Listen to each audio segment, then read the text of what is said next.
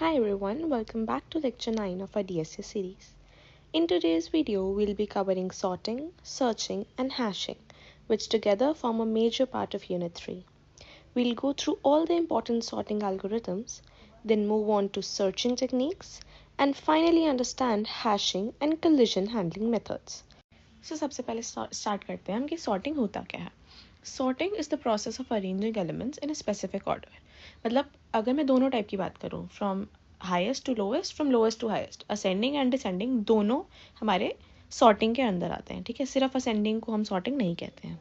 फिर आता है कि sorting important क्यों होता है. Sorting से क्या होता है, it makes the searching faster, required for binary search. It is used in ranking, scheduling and databases and it improves readability and efficiency.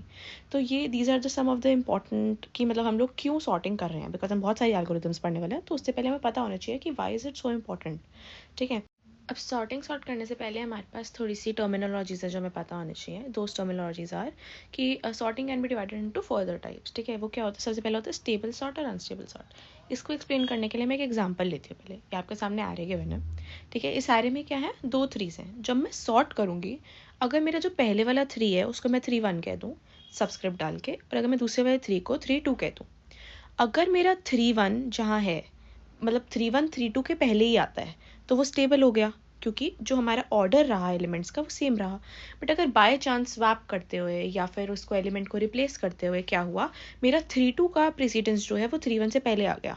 ठीक है, so that will be known as unstable sort. इसको हम एक बार पढ़ भी लेते हैं. Stable sort preserves the relative order of equivalent elements, whereas the unstable sort does not preserve the order. ठीक है, फिर आता है 2 टाइप के और, जो मतलब और कैसे मैं इसको सेग्रीगेट कर सकती हूँ, by in place and out of place. In place क्या है, अगर मेरे पास कोई एरे है, उस एरे को मैंने सॉर्ट किया, उसी एरे में मैंने जाके अपने एलिमेंट्स को रिप्लेस कर दिया, कोई नया एरे नहीं बनाया और उसी एरे को वापस रिटर्न कर दिया, तो उसको मैं कहूँगी इन प्लेस. अगर मुझे एक एरे को, जैसे मैं मर्ज सॉर्ट की बात करूँ, उसको मुझे पहले पूरा ऐसे डिवाइड करना पड़ता है एंड देन मेरे को उसको पूरा इकट्ठा लाना पड़ता है, तो वो जब मैं इकट्ठा लाती हूँ तो एक रिन्यूड एरे बनता है. ठीक है, अगर मुझे एक एडिशनल मेमोरी की ज़रूरत पड़ गई तो that will be out of place sorting. फिर आता है मेरे पास 2 और, कैसे मैं उसे सेग्रीगेट कर सकती हूँ, बाय इंटरनल सॉर्ट और एक्सटर्नल सॉर्ट. इन दोनों में डिफरेंस क्या होता है, इंटरनल सॉर्ट में जो डेटा होता है it is fitted into the main memory, whereas external sort में data is stored on a disk. ठीक है, अब हम स्टार्ट करते हैं अपनी बेसिक सॉर्टिंग एल्गोरिथम्स. सबसे पहले जो हम पढ़ने वाले हैं that is selection sort. Selection sort का आइडिया क्या है, it selects the minimum element and replace it in the correct position. मतलब अगर मैंने अपनी पोजीशन को पहले सबसे पहले वाले एलिमेंट पे रख दिया, ठीक है, और मैंने बाकी एरे से देखा कि मिनिमम एलिमेंट कौन सा है. ठीक है, तो हमने अगर एग्जाम्पल से देखें तो यहाँ पे मिनिमम एलिमेंट क्या है, 11. अब मैं देखूंगी 11 क्या मेरे पहले वाले एलिमेंट से छोटा है, अगर है तो मैं स्वैप कर दूंगी. ठीक है, स्वैप कर दिया, मेरा 64 पीछे चला गया, 11 यहाँ पे आ गया. फिर मेरे पास आता है मेरा पहले वाले पार्ट को मैं सॉर्टेड ले लूँगी, और मैं जो मैंने आई पॉइंटर अपने 64 पे पहले डाला हुआ था, जब अब वहाँ पे 11 आ चुका है, अब मैं उसको नेक्स्ट पे लेके आ जाऊँगी. मतलब मेरे उसके 25 पे आ गया सपोज. फिर मैं 25 को वहाँ पे रखूँगी और मैं बाकी एरे से देखूँगी कि कौन सा सबसे छोटा है. सबसे छोटा 12 था, क्या 12 25 से छोटा है, हाँ 12 25 से छोटा है, तो मैंने उसको स्वैप कर दिया. फिर से अब जो मेरा पॉइंटर 25 की तरफ पॉइंट कर रहा था, जहाँ पे अब 12 आ गया है, अब वो नेक्स्ट पे चला जाएगा. ठीक है, अब वो थर्ड पोजीशन पे पॉइंट कर रहा है. ठीक है, यहाँ पे 25 22 64, इसमें से वो देखिएगा कि कौन सा सबसे बड़ा है, 22. बाकी जो बचा हुआ आ रहा है 22 और 64 में से 22 सबसे बड़ा है, 22 सबसे छोटा है. ठीक है, सो 22 को 25 से कंपेयर करेंगे, 25 से भी छोटा है तो मैंने स्वैप कर दिया. इसके बाद मेरी जो एरे है वो आपके सामने सॉर्टेड में आ गई. This is known as selection sort. इसमें हमने क्या किया, इसमें हमने एक पार्ट को हमने सॉर्टेड मान लिया और एक पार्ट को हमने अनसॉर्टेड मान लिया. अनसॉर्टेड एरे में से हमने एक मिनिमम एलिमेंट उठाया और उसको हमने सॉर्टेड से कंपेयर करके उसकी जगह प्लेस कर दिया. ठीक है, कि इसके बारे में पढ़ लेते हैं. इसकी जो टाइम कॉम्प्लेक्सिटी होती है that is O of n square. It is not stable, ठीक है, but it is in place. ठीक है, ये हम बाद में एक टेबल बनाऊंगी, उस टेबल को एक बार रीड थ्रू करना कि उसमें हम कंपैरिजन डाल देंगे हर सॉर्टिंग टाइप का. ठीक है, फिर आता है हमारे पास बबल सॉर्ट. बबल सॉर्ट का आइडिया क्या होता है, it repeatedly swaps adjacent elements if they are in wrong order. Optimize bubble sort stops if no swaps occur. ठीक है, पहले हम बताते हैं कि नॉर्मल बबल सॉर्ट क्या होता है. एक मेरे पास आ रहे हैं, ठीक है, मैंने पहला एलिमेंट उठाया, उसको मैंने कंपेयर किया सेकंड से, उसको कंपेयर किया थर्ड से, फोर्थ से, फिफ्थ से, सिक्स से. ठीक है, जो सबसे बड़ा होगा इसके बाद क्या होगा, फर्स्ट आइटरेशन के बाद जो सबसे बड़ा होगा वो मेरा लास्ट में आके स्टोर हो जाएगा. ठीक है, जब मैं सेकंड टाइम लूप चलाऊंगी तो मैं उसको लास्ट से एक कम तक चलाऊंगी. ठीक है, जब मैं लास्ट से एक कम तक चलाऊंगी तो फिर वो मेरे इससे पहले वाले सारे एलिमेंट्स को देखेगा। इसमें जो सबसे बड़ा होगा वो लास्ट में जाके स्वैप कर देगा, फिर मैं उससे पहले वाले के लिए चलाऊंगी, ये स्टार्टिंग के 3 के लिए चलाया सपोज, ठीक है। फिर जो मेरा सबसे बड़ा है वो मेरा इस पोजीशन पे आ जाएगा। तो मतलब इसके बाद क्या हो रहा है, एक एक आइटरेशन के बाद मेरा जो मैक्सिमम एलिमेंट्स है वो लास्ट में स्टोर होते जा रहे हैं, ठीक है। ये तो एक तरीका हो गया। बट अगर मेरा पूरा का पूरा एरे जो था वो ऑलरेडी सॉर्टेड था, या फिर 2 स्टेप्स के बाद सॉर्टेड हो गया, तो मुझे उसे स्टॉप कर देना चाहिए ना, फालतू की आइटरेशंस डालने का कोई फ़ायदा ही नहीं है, ठीक है। तो इसके लिए हम यूज़ करते हैं ऑप्टिमाइज बबल सॉर्ट। इसमें क्या होता है, ऑप्टिमाइज बबल सॉर्ट में हम एक फ्लैग लेते हैं। फ्लैग से क्या होता है, हम उसको पहले फॉल्स बोल देते हैं। अगर मेरा कोई भी स्वैप अकर नहीं करता, दैट मीन्स मेरा पूरा एरे सॉर्टेड है, ठीक है। तो हम स्वैप को ट्रू कर वो उस जगह हम उस फ्लैग को ट्रू कर देंगे और उस लूप से बाहर आ जाएंगे, ठीक है। इसका बेस्ट केस होता है O ऑफ n, जब मेरा ऑलरेडी एरे सॉर्टेड है तो एक ही बार मैंने बस लूप चलाया, चेक किया, फ्लैग को ट्रू करा और मैं लूप से बाहर आ गई। इसका worst case is O of n square, कि मेरा सारे एलिमेंट्स अनसॉर्टेड थे, मतलब उल्टा था बिल्कुल, ठीक है। अब उसको मेरे को एक करके सारे एलिमेंट्स को लाना पड़ा, ठीक है। That is O of n square. इसकी और properties, it is stable and it is in place. This was bubble sort. अब इसके बाद आता है हमारा इंसर्शन सॉर्ट। इंसर्शन सॉर्ट का आइडिया क्या होता है, it inserts each element into its correct position in the sorted position. Example से समझते हैं। सपोज ये मेरा एक एरे है 8 3 5 2, इसको मैं 2 पार्ट्स में डिवाइड करती हूँ। Starting is the sorted part and the other is the unsorted part, ठीक है। अनसॉर्टेड वाले में से मैंने एक एलिमेंट उठाया, जो स्टार्टिंग एलिमेंट है, यहाँ पे 3 था, उसको मैंने अपने सॉर्टेड वाले से कंपेयर किया। क्या 3 8 से छोटा है? हाँ है, तो उससे पहले प्लेस कर दो, ठीक है। फिर आते हैं हम आगे वाले पे। मैंने 5 2 में से 5 को उठाया, 5 को बोला क्या आप 8 से छोटे हो? हाँ, तो मैं वहां पे आ गई। फिर मैं एक और बार चेक करूंगी कि उसके पीछे भी एलिमेंट है ना, क्या आप 3 से छोटे हो? उसने कहा नहीं, तो मैं उसे वहीं पे इंसर्ट कर दूंगी। वेराज अगर हम 2 की बात करते हैं, जब ये 3 5 8 और 2 आ गया, तो 2 की बात करा तो 2 को पहले मैंने 8 से कंपेयर किया, ठीक है। उसने बोला हाँ मैं उससे छोटा हूँ। फिर मैंने 5 से कंपेयर किया, उसने बोला हाँ मैं उससे छोटा हूँ। मैंने उसे 3 से कंपेयर किया, उसने बोला हाँ मैं उससे छोटा हूँ। तो लास्ट पे जब वो बिल्कुल कॉर्नर पे आ गया, तो मैंने उसको वहां पे जाके प्लेस कर दिया। इसके बाद मेरा एरे सॉर्टेड हो गया 2 3 5 8, ठीक है। दिस इज मेरा इंसर्शन सॉर्ट। इंसर्शन सॉर्ट की प्रॉपर्टीज क्या कहती हैं कि इसका best case is O of n, worst case is O of n square and it is stable and it is in place. ये थी मेरी बेसिक वाली सॉर्टिंग एल्गोरिथम्स। इसके बाद आ जाती है मेरी एडवांस सॉर्टिंग एल्गोरिथम्स। एडवांस वाले में सबसे पहला आता है हमारे पास merge sort. Merge sort use करता है divide and conquer technique. Divide and conquer क्या होता है, एक पूरा एरे है, उसको वो डिवाइड करेगा हाफ्स में, ठीक है। फिर दोनों हाफ्स को हाफ्स में, फिर दोनों हाफ्स को हाफ्स में, अंटिल मेरे पास एक एक एलिमेंट ना बच जाए, ठीक है। अब जो मेरे पास एक एक एलिमेंट बच जाएगा, उसको फिर मैं I और J के थ्रू चेक करूंगी कौन सा वाला एलिमेंट छोटा है और बड़ा है। जो छोटा होगा उसको पहले इंसर्ट करूंगी, जो बड़ा होगा उसको बाद में इंसर्ट करूंगी, ठीक है। इससे मेरा एक कॉलम बन गया। फिर मैं एक और लाऊंगी, उधर से मेरा मतलब पहले मैंने उसको सेग्रीगेट कर दिया जब तक वो 1 यूनिट तक ना आ जाए। अब मैं उसे एक साथ लेके आऊंगी जब तक वो एक कंप्लीट एरे ना बन जाए सॉर्टेड फॉर्म में, ठीक है। इसको कहते हैं मर्ज सॉर्ट, जो हमारा डिवाइड एंड कॉन्कर टेक्निक को यूज करता है। इसमें हमारे पास टाइम, जो हमारा बेस्ट केस वर्स्ट केस सब सेम होता है, O of n log n। बहुत अच्छा, it is one of the best merge sorts, best sorting algorithm merge sort, ठीक है। इसकी और properties, it is stable and it is not in place, ठीक है। फिर सेकंड आता है मेरे पास क्विक सॉर्ट। क्विक सॉर्ट क्या करता है, क्विक सॉर्ट एक पिवट एलिमेंट को चूज करता है, ठीक है। उस पिवट एलिमेंट के थ्रू वो एरे की पार्टीशन करता है। एरे की पार्टीशन करी ऐसे, मतलब जैसे कि अगर मैंने सपोज लास्ट वाले एलिमेंट को पिवट चूज किया, पिवट एलिमेंट को मैं ऐसे रखूंगी कि उससे पहले मेरे जितने भी एलिमेंट्स हों वो उससे छोटे हों, और जो उसके बाद मेरे जितने भी एलिमेंट्स हों वो उससे बड़े हों, ठीक है। उसको मैं कहती हूँ क्विक सॉर्ट की फर्स्ट आइटरेशन, ठीक है। अब पिवट आ गया मेरे पास, इस साइड उसके सारे छोटे हैं, इस साइड उसके सारे बड़े हैं, बट डज नॉट मीन कि वो सॉर्टेड है। ऐसा हो सकता है कि मेरा पिवट 4 है, तो यहाँ पे 3 1 2 है, और यहाँ पे 5 6 है, या फिर 6 5 है, कोई भी केस हो सकता है, ठीक है। बट पिवट के लेफ्ट वाले सारे उससे छोटे होंगे, पिवट के राइट वाले सारे उससे बड़े होंगे, ये श्योर है, ठीक है। फिर जो अब मेरी 2 एरेज मतलब 2 पार्ट्स में डिवाइड हो गया, उसको मैं फर्दर लेके आती हूँ। अब मैं इसको और 2 पार्ट्स में डिवाइड करती हूँ, तो इसमें भी क्या होता है, इट रिकर्सिवली सॉर्ट्स पार्टीशंस होते जाते हैं, ठीक है, और रिकर्सिवली सॉर्ट होता जाता है, ठीक है। दिस इज मेरा क्विक सॉर्ट। इसकी प्रॉपर्टीज हैं कि इसका बेस्ट केस और average is n log n, whereas the worst is O of n square. It is in place and it is not stable, और it is the algorithm which is mostly used in all the sorting, ठीक है। Quick sort सबसे ज़्यादा use होती है। फिर आता है मेरे पास हीप सॉर्ट। हीप सॉर्ट में अगर हीप की बात करूँ, हीप पता है हमने पढ़ा था ना, मैक्स और मेन हीप्स होते हैं। मैक्स हीप में क्या होता है, पहला एलिमेंट क्या होता है, root element is my maximum, फिर उससे छोटे छोटे छोटे छोटे नीचे आते रहते हैं, ठीक है। अगर मैंने एक मैक्स हीप को बिल्ड किया, ठीक है, और मैं मैक्सिमम को रिपीटेडली रिमूव करती रहती हूँ, जो मेरा रूट एलिमेंट है उसको मैं रिपीटेडली रिमूव करती हूँ, तो क्या होगा, सबसे बड़ा एलिमेंट मेरे पास पहले आ जाएगा, फिर उससे छोटा आ जाएगा, फिर उससे छोटा आ जाएगा, फिर उससे छोटा आ जाएगा।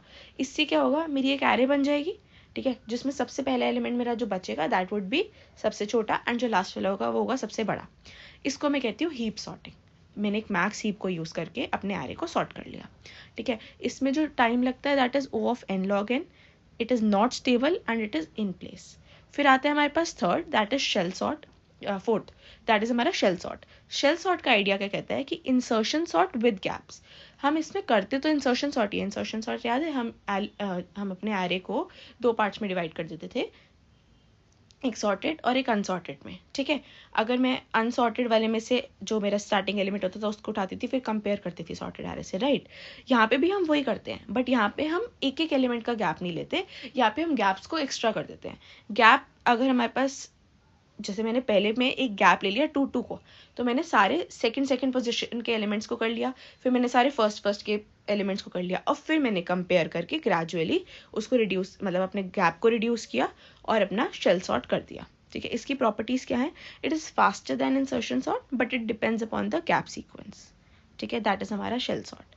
इसकी कंपैरिजन टेबल जो मैंने आपको बोला था कि हम लास्ट में पढ़ेंगे, दिस इज हमारी सॉर्टिंग की कंपैरिजन टेबल, कि बबल सॉर्ट के बेस्ट केस, मतलब ये सारे सॉर्टिंग के best cases, average cases, worst cases, वो स्टेबल है या नहीं, वो इन प्लेस है या नहीं, ठीक है। This concludes our sorting. इसके बाद आती है हमारी सर्चिंग। सर्चिंग में हम दो पढ़ने वाले हैं, that is linear search and binary search, ठीक है। अब लीनियर सर्च क्या कहते हैं, लीनियर सर्च सेज दैट कि हम चेक करते हैं ईच एलिमेंट को सीक्वेंशली। मतलब मेरे पास पूरा एरे है, मैं एक एक एलिमेंट के पास जाऊंगी और मैं पूछूंगी कि आप मेरे डेटा के बराबर हो, ठीक है। अगर वो डेटा के बराबर होगा तो मैं रिटर्न कर दूंगी और बाहर आ जाऊंगी, पर अगर वो डेटा के बराबर नहीं है और मैं लास्ट तक आ चुकी हूँ, तो मैं क्या करूँगी, मैं बोल दूंगी सॉरी आपका एलिमेंट नहीं मिला, और मैं रिटर्न कर दूंगी -1। इसकी best complexity is O of 1, मेरे को पहले पोजीशन पे ही अपना डेटा मिल जाए, ठीक है, कांस्टेंट है, ठीक है। अदरवाइज इसकी वर्स्टेज मेरे को पूरा ट्रेवर्स करना पड़ा और मुझे मिला नहीं अपना डेटा, तो that is O of n। Second आता है मेरे पास बाइनरी सर्च। बाइनरी सर्च क्या कहता है कि इसकी एक कंडीशन होती है, सबसे पहले it has a pre condition that your array should be sorted. अगर आपका एरे सॉर्टेड है तो आप बाइनरी सर्च लगा सकते हो, ठीक है। अब एग्जाम्पल लेते हैं इसमें, ठीक है। अगर ये मेरा एरे है, सॉर्टेड एरे है 1 2 3 4 5 6, ठीक है। अब इस एरे में मैं क्या करूँगी, लो को अपनी 0th पोजीशन पे रखूँगी, हाई को मैं अपनी लास्ट पोजीशन पे रखूँगी। एक मैं मिड वेरिएबल कैलकुलेट कर लूँगी, ठीक है। मिड वेरिएबल क्या होगा, low is equal to mid is equals to low plus high upon 2, तो मेरे बिल्कुल मिड पे आ जाएगा वो, ठीक है। अब मैं चेक करूँगी कि क्या मेरा जो मिड वाला एलिमेंट इंडेक्स आया है उस जगह पे मेरा एलिमेंट है। अगर है तो मैं उसी टाइम रिटर्न कर दूँगी, पर अगर नहीं है तो फिर मेरे दो केसेस बनते हैं कि या तो जो मेरा A ऑफ मिड है, एरे का जो मेरा मिड वाला एलिमेंट है, वो मेरे डेटा से छोटा है, जो मैंने अपनी की निकाली उससे छोटा है। अगर वो उससे छोटा है दैट मीन्स मेरा की वाला एलिमेंट बड़ा है, मतलब मेरा जो पूरा का पूरा स्टार्टिंग एरे है उसमें तो मुझे नहीं मिलेगा, मुझे मिड के बाद वाले में मिलेगा। मिड के बाद वाले में मिलेगा तो मैं लो को पॉइंटर को उठाती हूँ और मिड +1 पे ले जाती हूँ, ठीक है। वेराज अगर मेरी जो की है, अगर की मेरी छोटी होती, एरे का जो पॉइंट जहाँ पे मेरे पास आई वहाँ वो पॉइंट बड़ा है और मेरी की छोटी है, तो मैं क्या करूँगी, हाई को मिड -1 पे ले जाऊँगी, क्योंकि मेरा एलिमेंट छोटा है तो it will be in the starting part of the array, ठीक है। फिर से मैं मिड कैलकुलेट करूँगी, ठीक है। अब वाला जो मेरा लो है प्लस अब वाला जो मेरा हाई है अपॉन 2, ठीक है। फिर मेरे पास मिड एलिमेंट आएगा, फिर से मैं वही प्रोसीजर को रिकर्सिवली परफॉर्म करूँगी। इसकी टाइम कॉम्प्लेक्सिटी कितनी आती है, O ऑफ log n, ठीक है। ये होती है हमारी दो टाइप्स ऑफ सर्चिंग एल्गोरिथम्स। अब आता है हमारे पास हैशिंग। हैशिंग क्या होता है, mapping a key to an index using a hash function. मतलब मैं एक की लेती हूँ, ठीक है, उस की को मैं एक इंडेक्स पे प्लेस करती हूँ, कैसे, एक हैश फंक्शन के थ्रू। For example h of x is equal to x mod 10, इसको मैं कहूँगी मॉड्यूलस हैश फंक्शन, ठीक है। एक बार इसको मैं आपको अच्छे से समझाती हूँ कि मैं कहना क्या चाहती हूँ। सपोज मेरे पास एक ये है एरे, ठीक है, this is 1 2 5 8 and this is your 10 and 17, ठीक है, ये मेरे पास array है। तो इस array के जो सारे एलिमेंट्स हैं वो मेरे हो जाएंगे x, एक एक करके x बनेंगे। अब मेरा h ऑफ x क्या कहता है, मेरा h ऑफ x कहता है कि मेरा फंक्शन इज x मॉड्यूलो 10। ठीक है, what is x modulo 10 now? अगर मैं पहला जो मेरा x है दैट इज 1, अगर मैं 1 मॉड्यूलो 10 करती तो मेरे पास 1 ही आता है, तो मैं उस 1 को अपना इंडेक्स बना लूंगी। ठीक है, और उस इंडेक्स नंबर पे 1 को स्टोर कर दूंगी। एक बार 2 से समझते हैं और 5 से समझते हैं तो चीज़ें क्लियर होंगी। अब x बना मेरा 2, तो मैंने 2/10 किया। ठीक है, विच इज़ अगेन मतलब 2 मॉड्यूलो 10 किया, मेरे को फिर से 2 मिला, तो मैंने 2 वाली पोजीशन पे 2 को स्टोर कर लिया। ठीक है, फिर आया मेरे पास 5/10। ठीक है, जिससे मुझे मिला 5 मॉड्यूलो 10 से मुझे 5 मिला, तो मैंने 5 वाली पोजीशन पे 5 को स्टोर कर लिया। ठीक है, वेराज अब मेरे पास आया अगर 8। ठीक है, 8 में से मैंने अगर मैंने 8 को क्या रहा मॉड्यूलो 10, तो मेरे पास आया 8, तो मैंने 8 वाली पोजीशन पे 8 को स्टोर कर लिया। अभी तक तो वो सिंगुलर नंबर्स थे, तो ऐसा हमारे पास एक पैटर्न आ रहा था। अगर अब मेरे पास आता है एक 10, ठीक है, जब मैं 10 मॉड्यूलो 10 करती हूँ इट गिव्स मी 0। ठीक है, तो अब मेरा जो एलिमेंट है 10 है वो 0th पोजीशन पे स्टोर होगा। ठीक है, वेराज अगर अब मेरे पास है 17 मॉड्यूलो 10 किया, मेरे पास आता है 7। ठीक है, तो अब जो मेरा 17 है वो 7th पोजीशन पे स्टोर होगा। ये बात समझ आई कि मैं हैशिंग कैसे कर रही हूँ? That is fine. बट अगर सोचो मेरे पास नंबर होता, एक एक्स्ट्रा नंबर और होता 20। अगर मैं 20 मॉड्यूलो 10 करती हूँ तो मेरे पास क्या आता है? 0 आता है, बट मेरे 0 वाला इंडेक्स तो ऑलरेडी फिल्ड है ना, 0 वाले इंडेक्स पे तो ऑलरेडी 10 पड़ा है। तो अब now this is a problem, ये कोलिजन क्रिएट कर रहा है। मतलब अगर मेरे एक ही इंडेक्स पे 2 एलिमेंट आ जाते हैं हैशिंग की वजह से, उस प्रॉब्लम को कहते हैं हम कोलिजन। ठीक है, इस कोलिजन को सॉल्व करने के पास हमारे पास मल्टीपल मेथड्स होते हैं। ठीक है, जो 4 मेथड हम पढ़ने वाले हैं those are linear probing, quadratic probing, double hashing and chaining. ठीक है, एक एक करके हम पहले चारों मेथड्स को समझते हैं कि क्या कहते हैं। अब let us consider N array that is 2, 5, 7, 17, 10 and 20। सबसे पहले मैं आपको बताती हूँ चेनिंग कैसे होती है। ठीक है, अगर मैंने अपना वही फंक्शन ले लिया h of x is equals to x mod 10।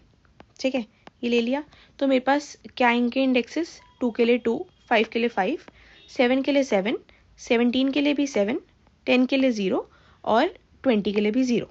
Right, यही आएंगे इंडेक्सेस। अब प्रॉब्लम क्या आ रही है? 2 के लिए 5 को स्टोर कर 2 के लिए 2 को स्टोर कर दिया, 5 पे 5 को स्टोर कर दिया, 7 पे 7 को स्टोर कर दिया, कोई प्रॉब्लम नहीं आई। पर 17 पे आई तो 17 ने बोला कि सॉरी भाई 7 वाली पोजीशन तो भरी हुई है। तो चेनिंग में मैं क्या कर सकती हूँ? मैं एक लिंक लिस्ट बना सकती हूँ। मैं 7 वाली पोजीशन पे मेरा 7 ऑलरेडी स्टोर्ड है, अब मैं उसको एक लिंक लिस्ट में स्टोर कर लूँगी और नेक्स्ट वाली पोजीशन पे 17 को स्टोर कर दूँगी।